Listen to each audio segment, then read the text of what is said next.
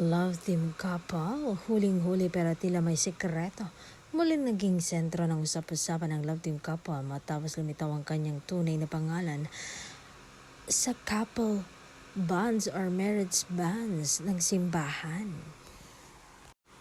Isang buwan na ang nakakalimpas mula nang kumalat ang balitang ito at sa wakas, hinarap na ni aktor sa kamera. Sa panayam ng Showbiz Insider, tinanong ng diretsahan ng tres, kasal na nga ba sila?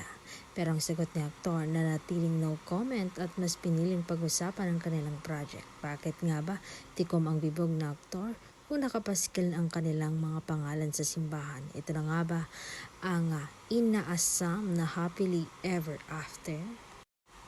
Matapos ang mga nakaraang kontrobersya o may mas malalim pang dahilan sa likod ng pananahimik na ito. Ano nga ba sa tingin nyo? Kasal na ba o planning pa lang? I-comment mo ang inyong congratulations o hulas sa baba.